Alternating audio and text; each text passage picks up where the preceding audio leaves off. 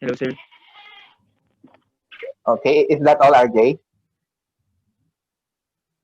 Yes po, sir. Hello? Okay, so Hello. thank you, RJ, for giving your explanation or your thoughts about principles of assessment. Yeah, that's correct. So this principles of assessment will be our guide in evaluating, in determining the performance of our students, and many others. One more for Princess. Okay. So Sir. thank you, RJ. Hello. You got 1 point for that. Hello, sir. Yes, Princess. So, in conducting this activity, I have learned a lot about some of the principles of assessment na hindi ko pa po alam noon. Through this activity, I found out that some of the principles are being violated but by some of my previous teachers in high school. Kagaya din po ng example niyo, sir, na assessment cannot be used, should not be used as punishment. Kasi I remember when we were in high school in the class, sobrang ingay po namin, tas parang wala nang nakikinig sa discussion. Tapos yung teacher namin, out of irritation, nagpa-quiz na lang po as a disciplinary punishment. So for that incident po, sir, it made me realize that it is really better to know and be familiarized with the principles of assessment in order to have an effective teaching and learning process. Tsaka napaisip din po ako, sir, paano kapag po ganun, ano po pwedeng gawin na pag na-violate po yung mga principles as a student?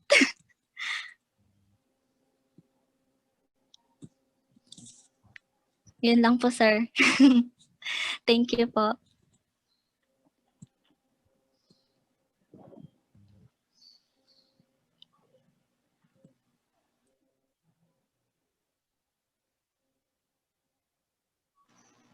Wala akong marinig.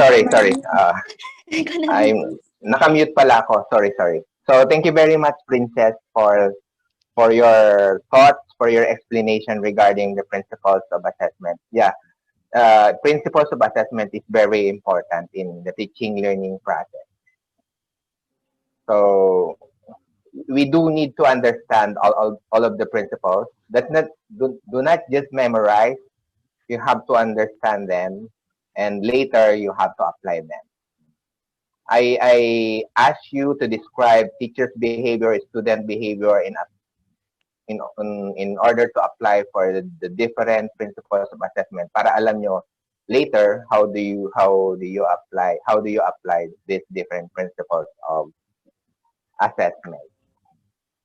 So thank you RJ and Princess Joy for those sharing. Okay, so I hope you have other set of principles aside from the 10, because I believe there are still a lot of principles of assessment that we can find in the internet and the books. So if you have books and assessment, much better. So kung may mga libro kayo, kung may time kayong bumili, or sa internet, nandun naman lahat. You can find PowerPoint presentation, even handouts for the different principles of assessment. Okay, so guide yon, parang ating parang commandment siya. Okay? So, I'm sure nakita nyo din na assessment should be balanced. Yun yung pinaka-importante. Diba? You have yung balanced assessment. So that's very important. In giving assessment, do not just focus on improving the cognitive domain, but also consider also in your assessment the preparation for or improving the psychomotor domain and even the affective domain of your student. So performance-based assessment, then you have affective test, mga affective assessment. So yung affective siguro, one way of assessing the learnings on the affective domain is by giving reflection, ganon. By asking your students to give the reflections, their thoughts about their learnings on a particular topic. So, we'll now proceed to the next topic. So, parang review pa lang yon. I know you have learned a lot in your assessment of learning 1. Ay, yung 1 nyo pala ay pandemic, ano?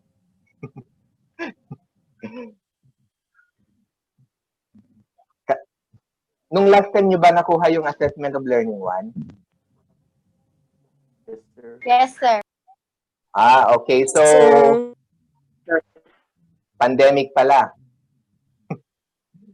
So, kailangan nyo talagang dagdagan din ng pagbabasa. Kasi kung i-discuss naman natin, babalikan natin lahat ng napag-aralan, ng dapat napag-aralan sa assessment of learning 1, baka wala naman tayong mapag-aralan sa assessment of learning 2. So, you add reading, you read more on assessment 1, especially how to prepare test items, mga ganon. Pagko-compute ng index of discrimination, index of I don't know kung napag-aralan niyo yung mga yon kasi part na siguro ng pandemic yon, baka hindi masyadong na-discuss. Anyway, kung sakaling may mga topic na kailangan natin yung assessment of learning 1, balikan natin.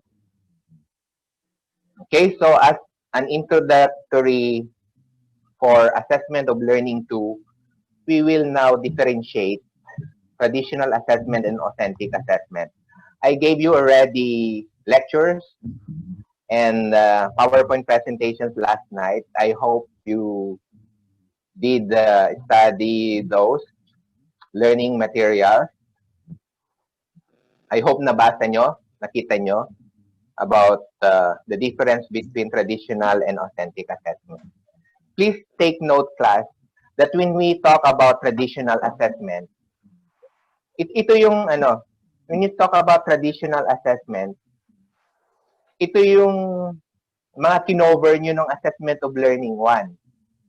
When you administer or use paper and pencil tests like multiple choice, matching type, true or false, fill in the blanks, these are example of traditional assessment.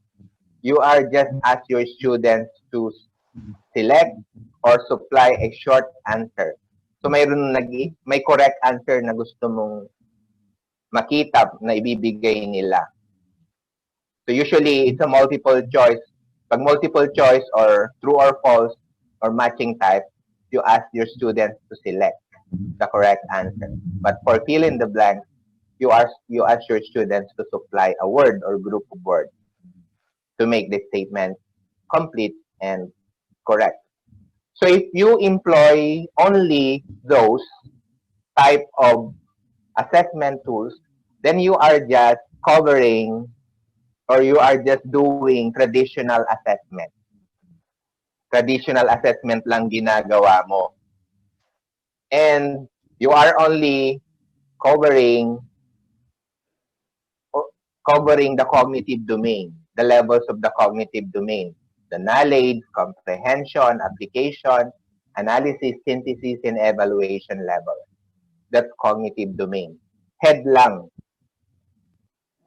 yung tinitignan mo. So, traditionalist ka. Traditional assessment ang ginagamit mo pag yun lang ang ginagamit mo sa klase. How about alternative or authentic assessment? From the word authentic, ano ba yung other term for authentic for you? Authentic? Tunay, di ba?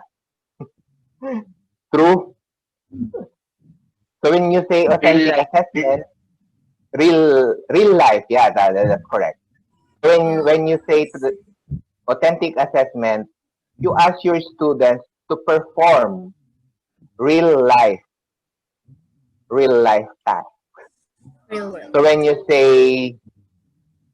your topic is about basketball and you let your students play basketball, do not just uh, prepare exams of multiple choice tests about the history of basketball, etc. You let them play para authentic siya. You expose your students in the environment. Do not just confine in the four walls of the classroom. So, based on the lectures that I gave you, there are lot of differences. May mga characteristics ang bawat isa. Ang authentic assessment po ay ginagamit mo din ang paper and pencil, but you have other forms of assessment. Paper and you are using paper and pencil at the same time you are employing portfolio assessment. You ask your students to prepare portfolio. Yung sa performance-based task, may mga task silang ginagawa outside or inside the classroom. Then, nagpapasagot ka din ng mga reflections. You ask them to write their reflections. May mga reflection writing or reflective writing. That is authentic assessment. May mga task sila sa labas. Papalaro ka. Authentic yon. So that's traditional and authentic. But of course, based on the handout that I gave you last night, may mga other characteristics pa. Pag-aralan nyo na lang yon. Hindi na natin i-discuss isa-isa unless you have questions now after reading the notes. May mga questions ba kayo? Meron din kayong, I hope nakita nyo din yung 21st century assessment. May mga characteristics din doon. Meron din sa last part, may exam. And I hope you have tried to take the assessment part at the last part of the PowerPoint presentation. Okay, so meron po ba kayong tanong?